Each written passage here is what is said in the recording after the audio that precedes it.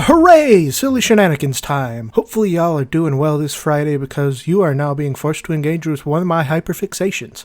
For your safety, do not resist. So, moving swiftly along to today's topic, we're going to be talking about funny D&D with the monster manuals and the I Seduce the Dragons and the like.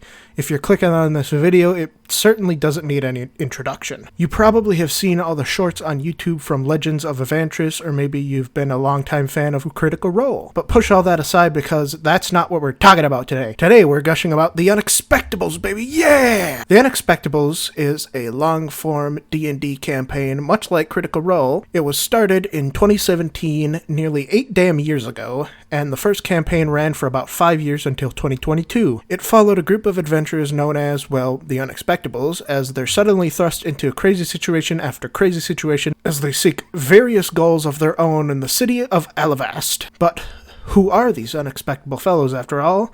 Time for a roll call! First up, though, we gotta start with the Dungeon Master herself, Monty Glue. The journey of the Unexpectables can also be seen as a bit of a journey for Monty, as if you look at how she was back in the very first episode compared to now, the difference really is night and day. Almost as if nearly 8 years has passed or something. This entire world and everything in it, as far as I know, comes from her. There is way too much of that to get into now, but you best believe we're having at least one more video on this topic to cover this world of wonder, like no other. Without her, this obviously never would have happened at all, so go send your appreciation for Log, and also make fun of her for the Goliath thing. You'll understand if you watch the damn show. Anyway, moving on from her, first up in the list of Chucklefucks, we have the best, most important character in the entire series. The one with the entire party on their back, carrying it like the absolute legend that they are. The one, the only, Hosrod!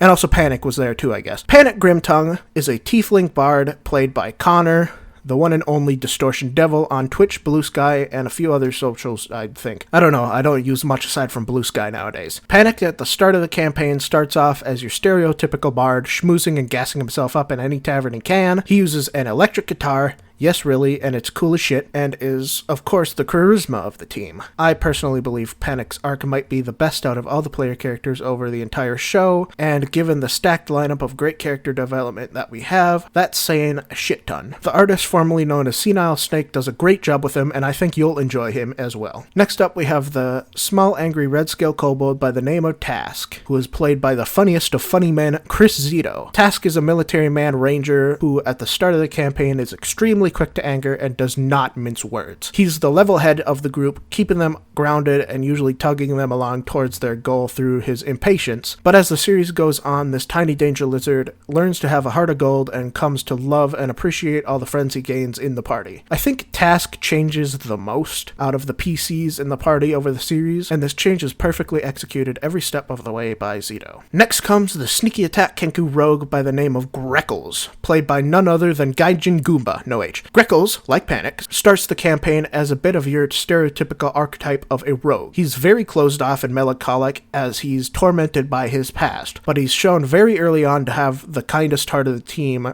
the earliest on in the team. I would argue that, bizarrely for a rogue, Greckles is the moral anchor of the team, with his acts of kindness helping to both build the cast of NPCs around the party, and to also spur on the character arcs of the two team members before him. His arc is maybe the most heartfelt of the cast when it gets going, and without the great work and actions of Gaijin, the entire campaign might have been entirely different. You'll see what that means pretty early on, honestly. Second to last today, and lastly of the initial 4 PCs, comes the ever-lovable Borky the Orc Barbarian, played by a man who needs no introduction, Takahata 101. Borky's role is very clear from the very first episode. His lack of reading comprehension and constant charming blundering is always played for comedy masterfully by Taka, as expected from one of the original 3 writers of DBZA. But he does indeed have a character arc of his own. He's usually the source of the needed levity after a stressful or intense exchange between the characters, but despite his blundering, he does have an arc, of course, as I just said, and a pretty good one at that from what we do see. And despite being the funny one, he is still a barbarian and the party's front line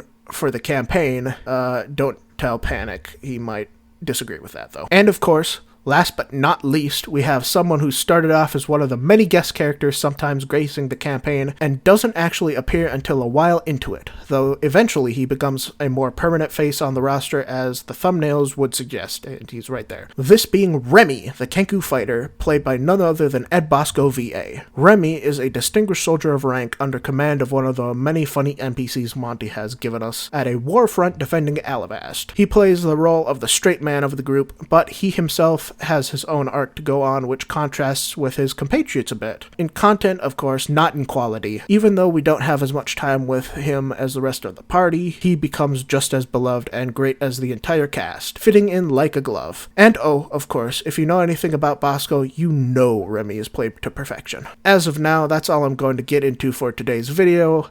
I can go on endlessly about this campaign, but I thought a perfect first video on it would be an introduction to the incredible PCs this campaign has to offer. Hopefully, if you're new to the series, you'll have met some of the characters I'll be talking about next time I make a video on the Unexpectables, if you go ahead and go watch it, which will be a few of the NPCs Monty's great mind has given Alavast. I hope you all have a great weekend, and thank you so much for watching. The next video should be, the next video is probably going to be a Terraria video, and not one of the ones like the ones I made before.